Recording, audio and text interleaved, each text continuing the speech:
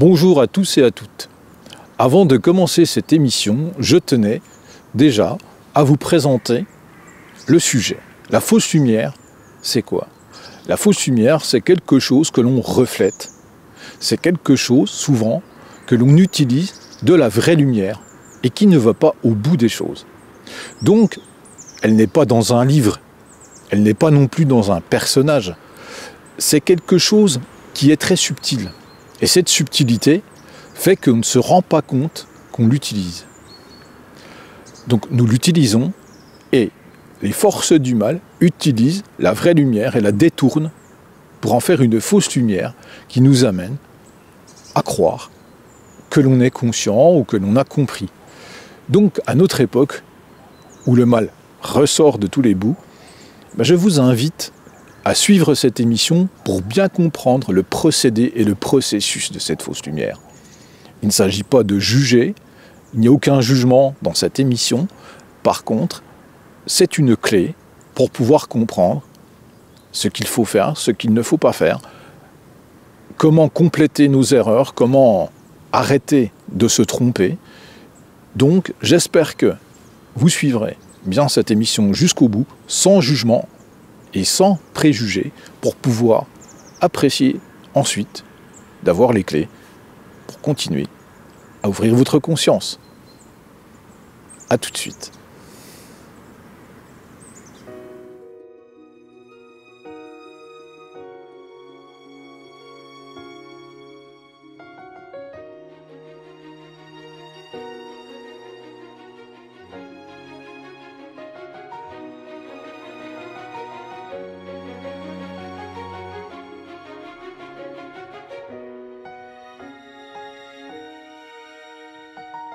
Nous allons aujourd'hui parler de fausse spiritualité et de fausse lumière. Nous allons essayer de mieux le comprendre. Et pour cela, première question, qu'est-ce qui fait que nous rencontrons la fausse lumière? Alors, qu'est-ce qui fait qu'on rencontre la fausse lumière? Déjà, la fausse lumière, il faut la prendre en fait, non pas comme quelque chose qui serait négatif, mais il faut la prendre dans la globalité. C'est-à-dire que dans la fausse lumière, il y a du vrai, mais il y a aussi du faux. C'est-à-dire, tu as une part de vérité, mais tu as quelque chose qu'on ne te dit pas. Donc en fait, ce non-dit nous renvoie à mentir par omission, tout simplement. Donc en fait, la fausse lumière, elle fait partie d'un système luciférien. C'est-à-dire que l'illusion de te donner du bien. Qu'est-ce qui fait justement, pour répondre à ta question, qu'est-ce qui fait qu'on la rencontre? Ce qui fait qu'on la rencontre, c'est notre recherche de la lumière à l'extérieur de nous. On va chercher les choses à l'extérieur plutôt qu'à l'intérieur. Et de notre point de vue actuel, en tout cas, jusqu'à présent en tout cas, c'était légitime d'aller chercher les choses à l'extérieur. Pourquoi? Parce qu'on nous a appris à faire comme ça. Va chercher du travail, va chercher un diplôme, va chercher quelque chose, et tu trouveras. Sauf que la vie ne fonctionne pas comme ça. La vie te présente les choses que tu dois comprendre et que tu dois éprouver. Ce n'est pas toi qui choisis en fait. Et on te donne une fausse impression de libre arbitre du personnage. Mais ce personnage-là, il est enfermé dans un système karmique. Okay, donc c'est pas aussi simple, hein. On va essayer de décrypter pourquoi la fausse lumière. Donc la fausse lumière, déjà, tu la trouves parce que tu vas la chercher à l'extérieur de toi. C'est le principe du petit pousset. Le petit pousset abandonné dans la forêt avec ses frères, il monte au-dessus d'un arbre, alors qu'il fait nuit, pour chercher de la lumière. Et il va en voir, effectivement, il va voir une maison allumée au loin. Et ils vont se diriger vers cette maison, vers cette lumière, quoi. Forcément, ils vont rencontrer l'ogre, hein, dans cette histoire. Tu vois?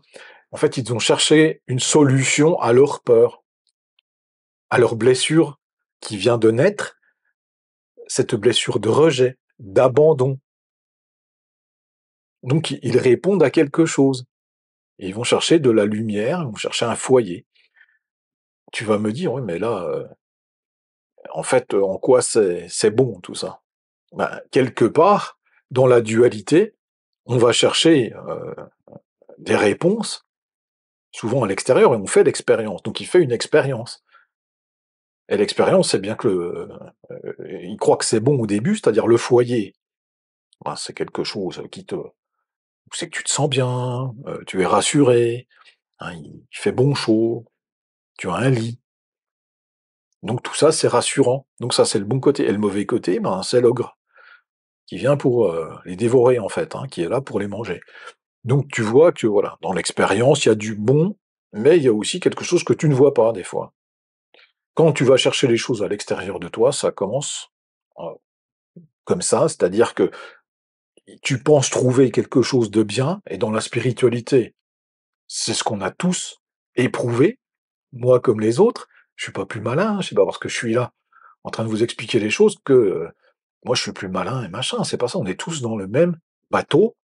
Et en fait, j'essaye juste de vous parler des clés, hein, qu'on peut utiliser pour comprendre nos erreurs. On apprend de nos erreurs. Donc la fausse spiritualité, ben, on va la chercher à l'extérieur et pas à l'intérieur. C'est déjà le premier point, je dirais. Voilà. Mais du coup, comment on la reconnaît? Alors, tu la reconnais parce qu'elle souvent, elle t'indique de remettre ton pouvoir à quelqu'un, à un guide, à un gourou, à un maître. Et ça, c'est quelque chose qui n'est pas normal. Du point de vue de la source universelle et de ton origine, tu es un être souverain, c'est-à-dire tu es un être qui, lui, est libre. Il n'a pas à remettre son pouvoir à qui que ce soit. Mais comme il est libre, son libre arbitre est détourné, justement, pour qu'on lui fasse comprendre, qu'on te fasse comprendre, ben, tu peux remettre ton pouvoir à quelqu'un si tu le veux. Ça, c'est ton libre arbitre. Donc on utilise une loi universelle du libre arbitre, bien légitime, qui est juste, hein, pour que tu remettes ton pouvoir spirituel à quelqu'un, un guide, un maître. Tu reconnais à ça la fausse lumière. Alors, la fausse lumière, elle te gratifie aussi dans la facilité, c'est-à-dire que c'est un chemin qui est court, tu vois. Lis ce livre, tu verras, tu auras tout compris.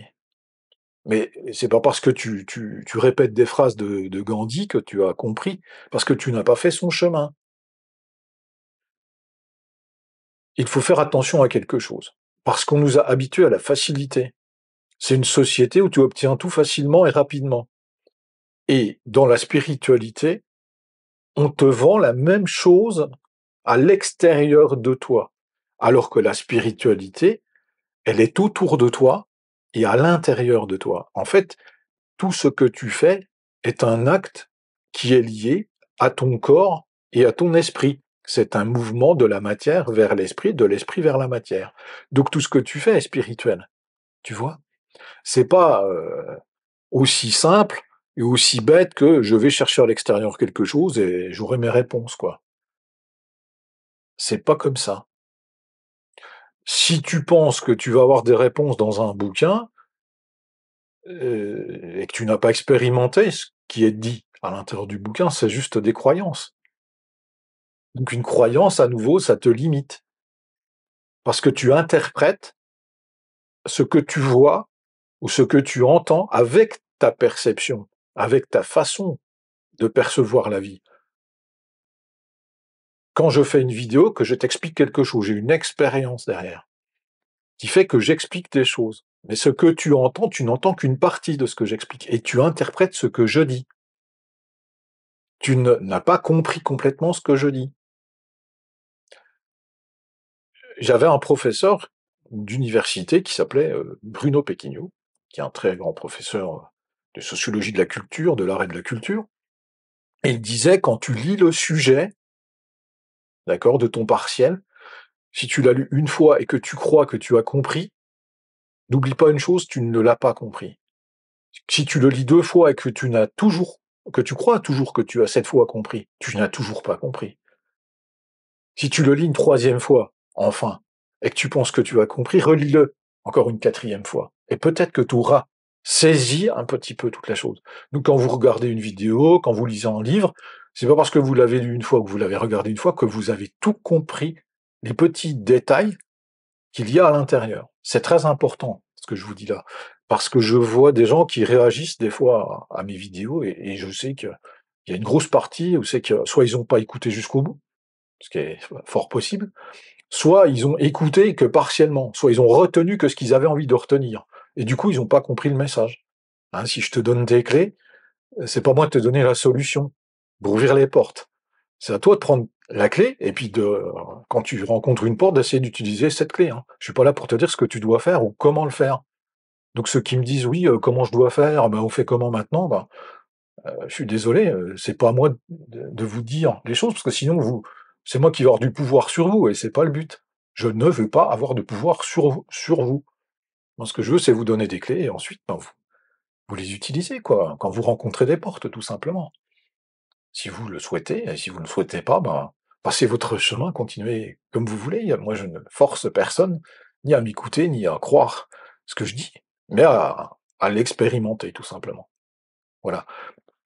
Donc la fausse lumière, elle te gratifie dans la facilité, tu vois? Elle te donne un diplôme, rapidement, elle te donne, quelque chose, où c'est que tu n'as pas besoin de faire beaucoup d'efforts. Et la facilité, c'est le chemin du côté obscur, c'est le chemin du côté, le plus enfin, tu descends quoi, hein, c'est plus facile de descendre en général que de monter, voilà. Donc la fausse lumière, elle te fait souvent croire que tu montes, mais tu descends en vérité, hein, pour te retrouver dans un trou, un dogme, quelque part qui t'empêche justement de d'être créatif. Et c'est à ça que je veux en venir. La fausse lumière, elle t'enferme dans quelque chose où tu ne peux être créatif, car tu es un être créateur au départ. Tu as un pouvoir créateur. On ne t'a pas appris à utiliser ce pouvoir créateur. On t'a appris à répéter les choses. On t'a appris à apprendre et répéter. Apprendre, croire, répéter. Et ça n'est pas être créateur.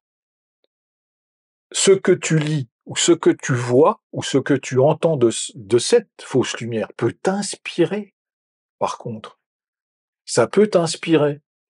Pour toi, utiliser ce qui est bon dedans, ce que tu penses être bon, ce qui te parle, ce qui résonne avec ton cœur, tu l'utilises pour en faire quelque chose de nouveau. Par exemple, on t'apprend le Reiki. Hein, il y a beaucoup de gens qui, à notre époque, hein, ils sont tombés dans le phénomène un petit peu du Reiki. Hein. Alors, moi, je suis partagé avec ça parce que c'est un phénomène de mode, hein, je dirais. Et tout phénomène de mode, il nous entraîne quelque part à quelque chose qui n'est pas la vérité. Parce que la mode n'est pas une vérité, quoi, tout simplement. Là où je veux en venir, c'est déjà, pourquoi la mode, c'est pas une vérité? Parce que regarde, si tu mets un pantalon patte d'éléphant dans les années 70, dans les années 80, si tu le mets, tout le monde se moque de toi, quoi, tu vois? Tout le monde rigole, il dit: «Mais qu'est-ce que c'est que ce pantalon?» Tu vois? Donc c'est pas une vérité. Ça veut dire que dans le temps, ce que tu as fait là n'est plus vrai. Alors que la spiritualité, dans le temps, elle est toujours vraie. Ça ne changera jamais. La vérité, elle ne change pas. Donc la mode, ben, elle change, quoi, tu vois? Et ben la mode, le Reiki, on t'enseigne quelque chose qui appartient à quelqu'un. C'est-à-dire, c'est un maître qui, lui, a utilisé son pouvoir créateur pour créer des soins qui permettent de soigner les gens qu'il rencontre lui. Mais toi, quand tu utilises son pouvoir créateur, c'est-à-dire on te transmet quelque chose, tu ne peux en prendre qu'une partie du coup. C'est ce que j'expliquais juste avant. Tu n'utilises que juste une petite partie de ce qu'il a transmis. Mais en même temps, ça ressemble à quoi? Ça ressemble à ce que tu prends, c'est-à-dire tu prends quelque chose à quelqu'un. Par exemple, tu prends mes chaussures, tu vois? J'essaie d'expliquer ça, qu'on le mette dans quelque chose de physique pour qu'on comprenne. Tu prends mes chaussures, d'accord? Moi, je fais du 43, toi, tu fais du 37. Est-ce que tu vas te sentir à l'aise avec mes chaussures? Est-ce que tu vas pouvoir marcher comme moi? Bah, tu connais la réponse, tu sais que non. Donc en fait, quand tu prends, les énergies du maître Reiki et ses symboles, bah, tu pourras pas les utiliser comme lui parce que de toute façon, même si tu pourras marcher un peu comme avec mes tu pourras marcher avec mes chaussures, mais tu pourras pas marcher comme moi. Voilà ce que je veux dire. Donc être créateur par contre et s'inspirer de cette méthode pour en créer une pour soi qui correspond à ce que tu es. Là, ça devient intéressant et on n'est plus dans la fausse lumière parce que tu vois, la fausse lumière, ça te fait utiliser quelque chose qui ne t'appartient pas finalement. Donc attention, vous voyez, ne prenez pas les choses mal ni de travers, hein, c'est juste pour comprendre comment ça se passe. Voilà. Donc si vous faites du reiki, ne jetez pas tout. Essayez justement de voir ce qui est bon dedans, ce qui n'était pas bon, hein. C'est pas une critique, qui dit: «Ouais, ça c'est pas bien, ça c'est bien». C'est juste regardons les choses. Comment, les améliorer finalement ou comment les utiliser ce qui était incomplet et de le compléter. Et là, ça devient de la vraie lumière, tu vois? Voilà ce que je dirais. Hem, Tu n'as pas forcément, les clés véritables, je dirais, dans la fausse lumière, tu vois? On te parle, par exemple, de karma. Alors, c'est quelque chose qui est juste, hein, ça existe. Les maîtres du karma, les lois karmiques. Quand on te dit que tu dois, toi, évoluer et que pour ça, tu dois faire ton karma. Alors c'est vrai, mais en même temps, c'est pas vrai. Parce que c'est une partie de la vérité. Parce que les lois du karma, elles appartiennent à une petite structure qui n'est pas la loi universelle, quoi. C'est la loi universelle détournée pour qu'elle serve à quelques-uns. Les lois du quand tu fais ton karma, tu es obligé de le faire. D'accord? Tu peux pas sortir comme ça du chemin karmique. Parce que sinon, il t'arrive des bricoles. Mais en même temps, si tu t'élèves au-dessus, que tu comprends comment ça fonctionne, à ce moment-là, tu comprends que le karma, bah, finalement, ça te fait tourner en rond. C'est la causalité. Action, réaction. Action, réaction, tout le temps. Et qu'est-ce que tu fais? Tu tournes en rond. Donc, si on ne te dit pas, fais attention parce que finalement, le karma, fais-le, mais en même temps, élève-toi au-dessus du karma pour te relier à quelque chose de plus grand, c'est-à-dire les lois universelles, les annales géodésiques, qui ne sont pas les annales akashiques, elles nous renvoient aux lois du karma. Alors que les annales géodésiques nous renvoient aux grandes lois de l'univers, quoi. Donc ça raconte l'histoire de l'univers, pas que de l'humanité, quoi.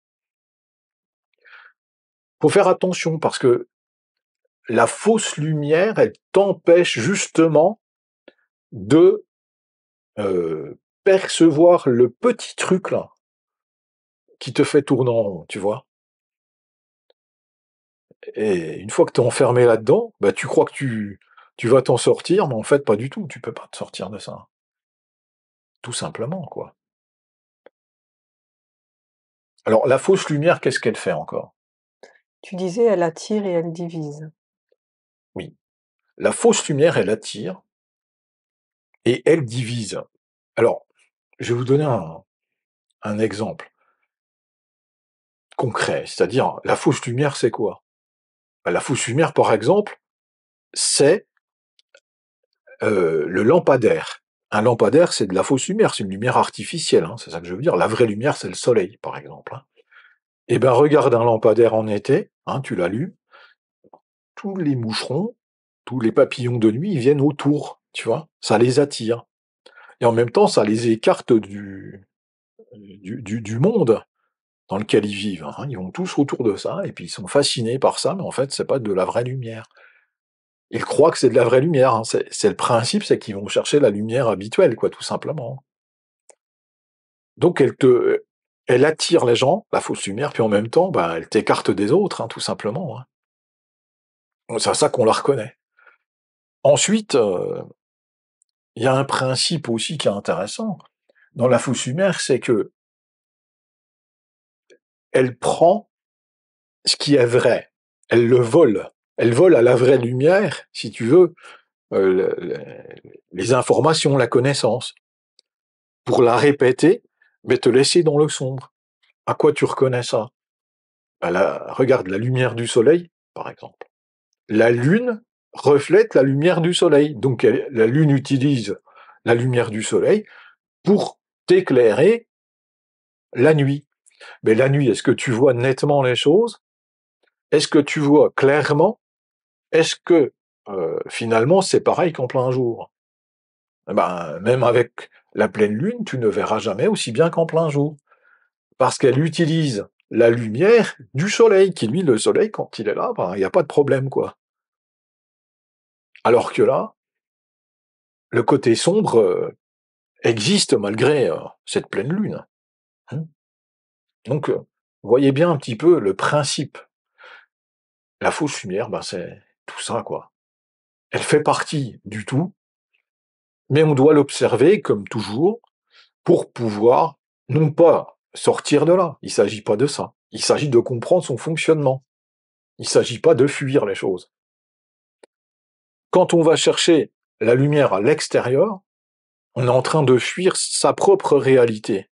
C'est-à-dire que si ta vie, elle ne te convient pas autour de toi, ben tu vas chercher, effectivement, comme tu es un être spirituel, ben, légitimement, on t'a appris à chercher, dans la matière en tout cas, dans le système artificiel, on t'a appris à chercher, ben, légitimement, tu dis, je vais aller chercher, quoi, quelque chose, une réponse.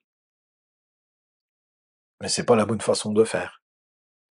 La bonne façon de faire, souvent, c'est de se poser les vraies questions par rapport à notre situation.